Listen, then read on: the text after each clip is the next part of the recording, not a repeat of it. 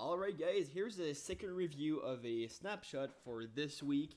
Why? Well, they've just released a new version of the snapshot. Now it's called 15w33c, and they've added a ton of new things, which are, I'd have to admit, quite amazing. So I'm here to bring you these updates as soon as possible. So here they are. They've added shields. Finally, you can now craft shields, which you can put inside this slot to kind of protect yourself. That's pretty straightforward. So let's see how we actually craft these shields. So they've got this crafting recipe. So if we take 3 wool, 3 oak or any kind of wood planks, and then an iron ingot will give you this shield. You can also substitute these wools for any colored wool, and then you get a colored shield. So that's pretty cool. Let's take a quick look at what it looks like when you have this shield. So now it's the back view and the front view right here.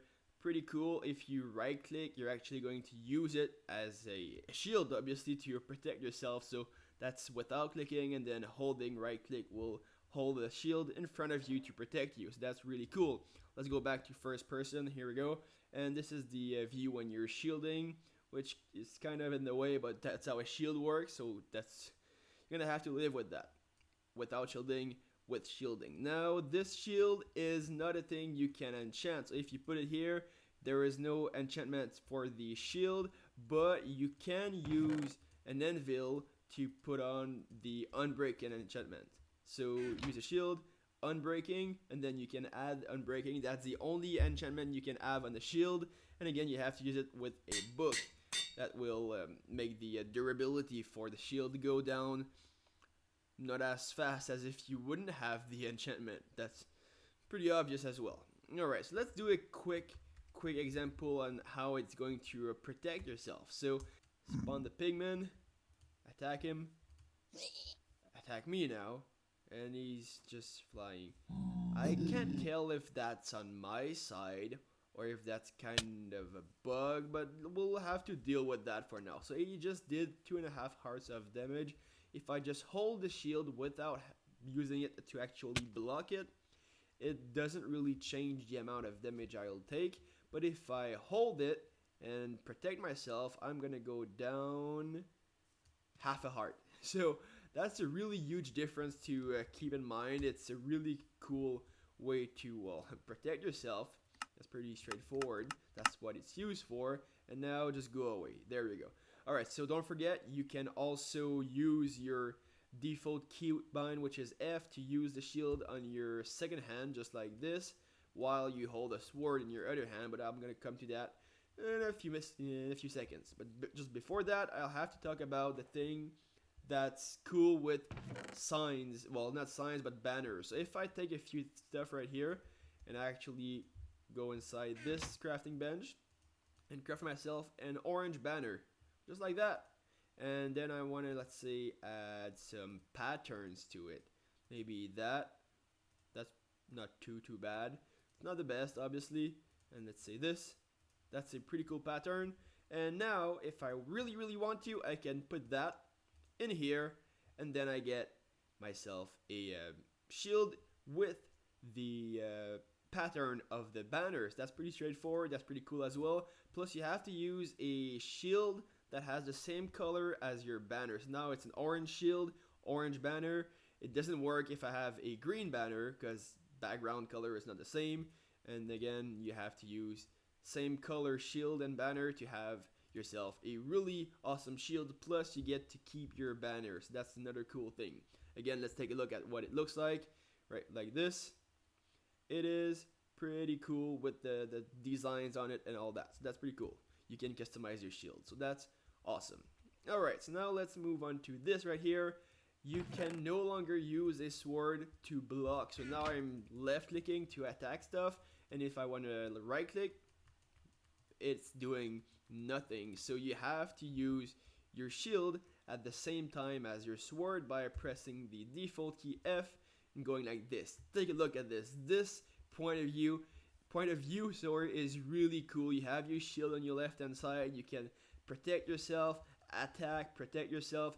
That's a really cool thing. They should have added it way long time ago. So that's a really cool thing. Just again, take a look at what it looks like when you're like this. It just looks good, crouching and all. That's really cool. I really loved it. I really love it. That's a really cool feature. All right, so let's just remove the shield real quick. There it is, and jump onto this. So if you saw the previous video about the lingering potion, you saw that it wasn't possible to put a splash potion inside a brewing stand, but now it is. So you can put splash potions in there. Then you can add the dragon's breath to make yourself some lingering potions. But that's a new thing. Usually you wouldn't have be able to put that here. And now for some reason it's just taken a real long time. I don't know if they've made it slower. I believe so. So that's a thing to keep in mind as well, I guess. It takes a long time to make some lingering potions. But that's because they're good. There has to be a downside to it. So yeah. Alright, let's now talk about this. So 2 weeks, well, 1 week ago, last week, they've added a thing that when you have a mob's head on your head, let's say, I can't do it now, but whatever, if I go like this, and no, that's not what I want. Alright, let's just do it that way, it's easier. So if I were a head like that, I can now get closer to zombies without having them noticing me. So I can get closer and they won't see me. That's a thing they've added last week, like I just said. Last week, the effect was 50% closer. So if, let's say, usually you would have to be 10 blocks away from the mob for him to see you, with the head, it would have been 5 blocks. But now they've reduced it to 35%. So that's just a thing to keep in mind. It's not as powerful or as useful as before, but it's still a thing that wasn't here before the snapshots came out, so that's still a cool thing. Alright, let's now jump into the end and talk about what's new with the Ender towns or Ender villages, whatnot, whatever they're called. So I've already killed the dragon. And actually, right before I go inside this little place in the end where you see houses and all that, let me talk about one thing that's new here is the fact that at one point they will add a way to respawn the Ender Dragon. For now, there is this weird and temporary way to spawn him by crafting this 6x6 wall of clay blocks. Yes, it does sound weird, but just keep in mind it is not a thing that will stay. It's just there to make it easier to have a new dragon for testing purposes, I guess. So as I put this one here, that's 6, right? That's, yeah, no, that's 5. It shouldn't spawn him. There you go. So when I put the last one here, it will spawn a new dragon. So actually, no, it's a never mind, it's a 5x5 wall. And now you see these explosions on top of the pillars are what I wanted to show you. So these are the Ender crystals coming back. And just like that, we have a new dragon and the Ender crystals are now back. So you have to destroy them again for the dragon to be killed. So yeah. Alright, let's go inside this little place over here where we, and again you'll see that they will add a way that makes more sense to spawn the dragon. That's just temporary, just keep that in mind. Alright, going in here now, let me enter these coordinates because I've looked around for a big house or a big village and I found one right here, and I want to go there fast enough for the video to not be too long. Alright, so here it is, and there is some experience on the ground. I just really don't know. That's because I killed myself earlier. I killed myself to go back to the overworld, that's why. Just don't mind it, never mind it, that is not here.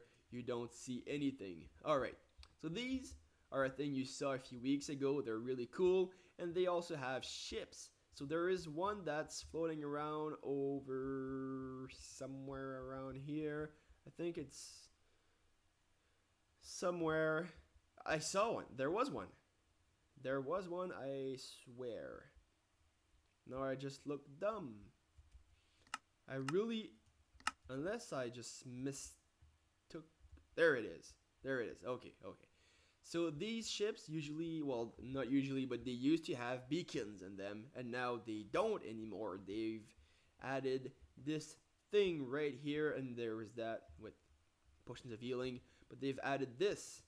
This is where the beacon was before, but now there is a book that says work in progress, which is obviously what it is now. It just keeps changing, and then we will have something else here soon. So I'm gonna come back here in a few weeks, maybe next week, I don't know, with a thing that hopefully will be the thing that will stay there forever and they won't keep changing it. So we used to have a beacon here, then they've put a pumpkin, now they've put this thing saying that they'll put more things as time goes by. So yeah, and we have awesome loot in these chests right here. And one more thing, which is just a cool feature, is that on the front of the boat there is a dragon's head, just like that, and their dragon's head looks really cool. Let me take one real quick, and then what happened now? I think I just crashed. I crashed. Alright, let me explain what I tried, and keep that in mind. I've tried to use the pick block function on the Ender Dragon's head, I mean, and it crashed the game. So that's a thing I hope they'll fix. I just wanted to show you that you can put this head on your own head, just like any other mob's head. That's cool. Alright, so that was it. I hope you guys enjoyed that quick snapshot review. That was not that quick, a few minutes long, but whatever. I hope you guys enjoyed it. If you did, please like the video, subscribe, and share with your friends. And again, guys, thanks for watching. Have a good day.